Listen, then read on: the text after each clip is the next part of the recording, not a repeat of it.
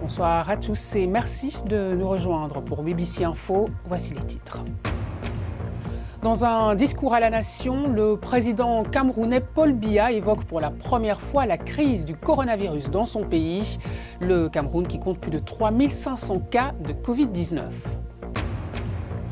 Qui remplacera Pierre Nkurunziza à la tête du Burundi? Plus de 5 millions d'électeurs étaient appelés aux urnes ce mercredi pour choisir leur président, mais aussi leurs députés et conseillers municipaux. Enfin, focus dans ce journal sur le Brésil où les cas de contamination au Covid-19 ne cessent d'augmenter.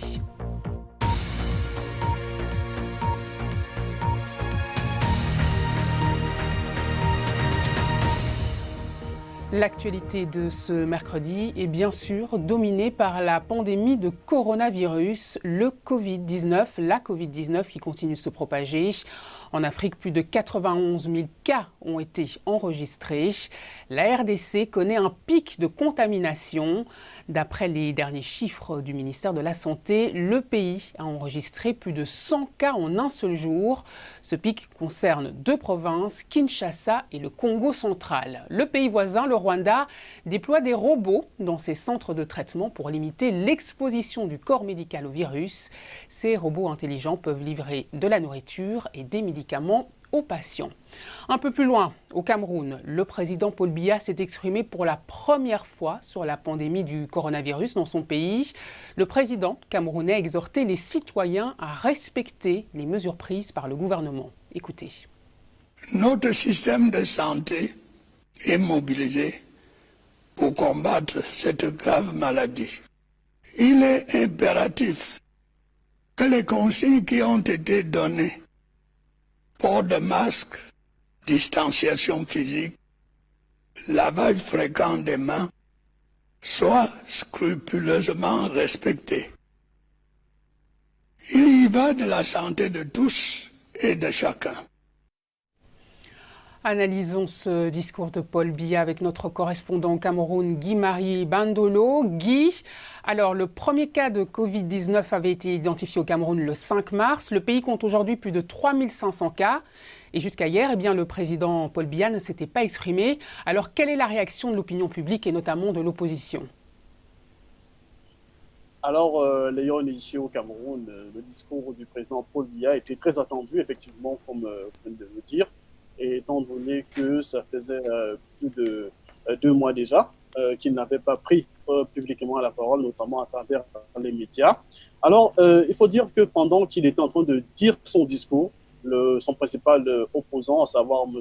Maurice Kamto, lui aussi donnait un discours assez critique sur la gestion déjà de la crise Covid-19 et aussi sur la crise anglophone sur laquelle il est longuement revenu, insistant sur le fait que le gouvernement ne faisait pas assez, justement, n'allait pas dans le sens du secrétaire général des Nations Unies, c'est-à-dire de cesser le feu pour apaiser les tensions et justement permettre que la gestion du Covid-19 dans ces deux régions anglophones se fasse de manière idéale. Alors Guy, parlons justement rapidement de la situation dans les zones anglophones.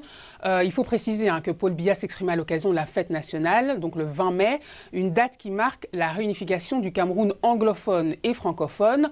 Et pourtant, le président n'a pas évoqué ce dossier. Effectivement, Léon, c'est le grand absent de ce discours. Quand on sait que cette crise, ce qu'ont fait ces parasites, dure depuis 2016. Dans son discours, il était très attendu qu'il en parle, justement parce que il y avait la question du cessez-le-feu, ce que j'évoquais il y a quelques instants, et aussi la question aussi de la gestion de la crise dans ces deux régions-là. Donc, il faut rappeler que le 20 mai 2020, ou bien alors la célébration de cette année, ou la célébration de la date du 20 mai, correspond à la réunification des deux pays, comme vous l'avez dit. Et aussi, c'est la base de la revendication des séparatistes, parce qu'ils estiment que la réunification du Cameroun de 1972 ne s'est pas faite de manière légale. Qu'en tant qu'État souverain, le Cameroun sous tutelle britannique, l'ex-Cameroun sous tutelle britannique, aurait dû garder sa souveraineté. Et c'est la base aujourd'hui de leur lutte, de leur revendication, à la fois auprès des Nations Unies et aussi des autres médiateur. Donc c'est une question qui reste assez épineuse et sur laquelle les positions restent tout aussi tranchées. Alors très rapidement, Guy, le président a demandé aux Camerounais de faire confiance au gouvernement dans la lutte contre le Covid. Très rapidement, quelle est la situation ? Déjà, il faut dire que le gouvernement a mis en place des mesures d'assouplissement, des premières mesures restrictives adoptées il y a un mois. Donc, on peut dire qu'il y a un relâchement. Il y a un relâchement, justement, on peut constater dans les rues que très peu de personnes portent des masques. Il y a aussi une sorte d'appréhension, notamment des parents, qui enverront leurs enfants très bientôt vers le chemin des classes, étant donné que la rentrée pour les classes d'examen reprend le 1er juin prochain. Merci beaucoup. Guy-Marie Bandolo en direct depuis Yaoundé au Cameroun. Merci. L'épidémie de coronavirus s'aggrave au Brésil. Le pays a dépassé pour la première fois le nombre de 1000 décès quotidiens.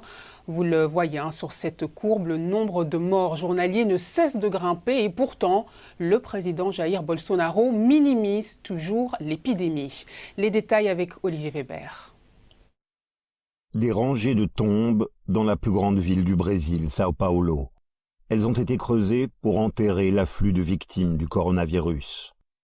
Au cours des dernières 24 heures, le nombre de morts quotidiens a atteint un record au Brésil, de même que le nombre de nouvelles infections. Avec plus de 270 000 cas de la maladie, le Brésil est devenu le 3e pays au monde en termes de contamination, derrière les États-Unis et la Russie. La maladie est hors contrôle ici. La trajectoire de mortalité ne cesse de grimper. Et en raison du manque de tests, les experts craignent que le nombre réel de cas soit 15 fois supérieur. Nous perdons la bataille contre le virus. C'est ça la réalité. Le virus gagne. Ces jours de vacances qui viennent, je ne les vois pas comme des vacances, mais comme des jours de lutte cruciaux contre le virus. Le président d'extrême droite Jair Bolsonaro n'a cessé de minimiser les risques, comparant la Covid-19 à une petite grippe. Malgré les morts, il appelle à une reprise du travail. Devant le palais présidentiel, une foule de ses partisans l'acclame, scandant le mot de chloroquine, ce médicament antipaludéen vanté par Jair Bolsonaro. Grâce à un nouveau ministre intérimaire de la Santé à ses ordres, un général de l'armée, Jair Bolsonaro a pu imposer son point de vue. L'usage de la chloroquine va être élargi même aux cas légers de Covid-19. Et ce malgré l'absence de preuves pour l'instant que ce médicament aide au traitement ou à la prévention de la maladie. Jair Bolsonaro n'est pas le seul dirigeant dans le monde à vanter les prétendus mérites de la chloroquine. Mais l'augmentation des morts et des infections dans le pays est un fait indéniable. Le président américain Donald Trump envisage désormais d'imposer une interdiction de voyager au Brésil. Dans l'actualité hors Covid, la France met fin au franc CFA. Un projet de loi a été adopté ce mercredi en Conseil des ministres. Il valide l'arrivée de l'éco et la fin de la centralisation des réserves de change auprès du Trésor français. Un texte très attendu selon Sibeth Ndiaye, la porte-parole du gouvernement français. Comme le président de la République avait pu le souligner, cette fin symbolique devait s'inscrire dans un renouvellement de la relation entre la France et les pays africains. Un nouveau Premier ministre pour le Lesotho, Moeketsi Majoro, l'ex-ministre des Finances, a prêté serment après la démission de son prédécesseur, Thomas Tabané. L'ex-chef du gouvernement est soupçonné du meurtre de son ancienne épouse, des accusations qu'il rejette en bloc. Et on finit ce tour de l'actualité en Chine avec ses retrouvailles émouvantes. Après 32 ans de séparation, ce couple, vous le voyez, a retrouvé leur fils kidnappé. La disparition de Mao Yin en 1988 reste l'un des cas d'enlèvement d'enfants les plus célèbres du pays. L'actualité de ce mercredi, c'est aussi les élections au Burundi. Plus de 5 millions de personnes étaient appelées à choisir leur nouveau président. Une élection présidentielle couplée aux législatives et aux municipales. L'enjeu de ce scrutin 3 en 1 est le même, la grave crise économique qui frappe le pays depuis 2015. Myriam Lawari pour les détails. Une économie au bord du gouffre. Le Burundi, étouffé par une crise économique, se débat depuis 5 ans. Pauvreté des ménages, chômage, inflation des biens de première nécessité, pénurie des produits importés sont les conséquences de la réélection contestée du président Pierre Nkurunziza en 2015. Depuis, de nombreux secteurs de l'économie locale sont à l'agonie. On ne gagne rien. On est assis ici depuis ce matin. On regarde, on ne trouve rien. Il n'y a pas de clients. Tous les indicateurs sont encore au rouge malgré une reprise timide constatée ces derniers mois. En plus de la crise sanitaire mondiale causée par le coronavirus, c'est aussi le réchauffement climatique qui préoccupe les esprits. Au Burundi, la production alimentaire est fortement liée aux aléas climatiques. Il suffit qu'il y ait une perturbation climatique pour que la production chute. Aujourd'hui, on est à une situation catastrophique où un kilo de haricots à 2500, 3000. Le Burundi est l'un des pays les plus pauvres au monde.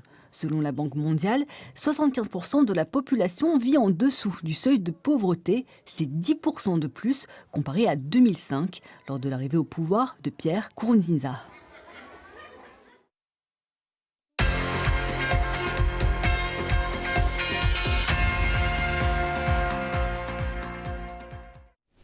On ouvre une page sportive. Emmanuel Coste est avec nous. Alors Emmanuel, vous en parliez hier, les 6 cas positifs au coronavirus en ce qui concerne la Première Ligue. Et on en sait un peu plus aujourd'hui.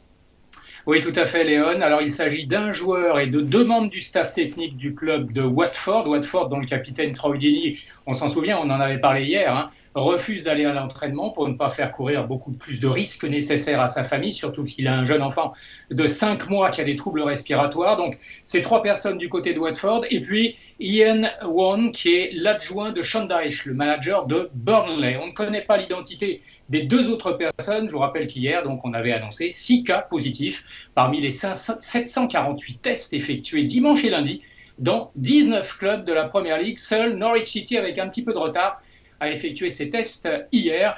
Il est évident que ces 6 personnes vont observer une mise en quarantaine, un isolement de 7 jours. Et un des joueurs de dont on parle, eh bien, c'est Serge Aurier qui va peut-être se faire tirer les oreilles par son club de Tottenham pour avoir enfreint à 3 reprises les règles de distanciation humaine et le protocole sanitaire. Et récemment, eh bien, Aurier, le latéral droit international ivoirien des Spurs, a posté une photo, on le voit en compagnie d'un coiffeur, après apparemment s'être fait couper les cheveux. Alors, il faut savoir qu'en Angleterre, les coiffeurs ne pourront rouvrir que le 4 juillet et personne ne doit recevoir de gens chez soi. Ceci après avoir posté également une vidéo où on le voit en train de courir avec un ami en pleine période de confinement. Et ce n'est pas tout, il avait également été vu en train de s'entraîner avec son coéquipier Moussa Sissoko bien avant la reprise des entraînements individuels et collectifs. On l'aura compris, Léon, Serge Aurier pourrait avoir quelques ennuis du côté de Tottenham, même s'il s'est excusé et même s'il a aussi fait don d'une certaine somme d'argent au NHS, le service national de santé. Merci beaucoup Emmanuel. On continue bien sûr de suivre cette affaire. C'est le retour d'À vous la parole, Congo, Sénégal, Afrique du Sud. Voici vos témoignages. Ça, c'est la nouvelle réalité. Le coronavirus a confiné le monde, mais il n'a pas confiné notre capacité à s'adapter au changement. Le monde entier est fermé, les entreprises sont fermées, le futur est inconnu. Le monde a changé et nous avons décidé de changer avec lui. En ces temps difficiles, le Congo devrait montrer sa force. Cette tragédie va passer, mais pour le moment, porter son masque et observer la distanciation sociale peut sauver des vies. Nous avons tous un rôle à jouer, alors prenez soin de vous et prenez soin de vos proches. Salut, c'est Baraka Fall depuis le Sénégal, je suis médecin à Dakar. C'est à la population alors de nous aider en restant chez elle, ne sortir que si nécessaire avec le port obligatoire du masque, avoir une bonne hygiène des mains et respecter la distanciation sociale d'au moins 1 mètre. N'oublions pas, le coronavirus ne se déplace pas, c'est nous qui le faisons circuler. Appelle-moi Fab L, un soldat contre le coronavirus. Nous sommes en guerre contre un ennemi invisible. L'ennemi va passer, bientôt nous allons voir les sunshine. That's me. Désinfecte tes mains et porte ton masque. BBC Afrique. C'est la fin de ce journal. Merci de nous avoir suivis.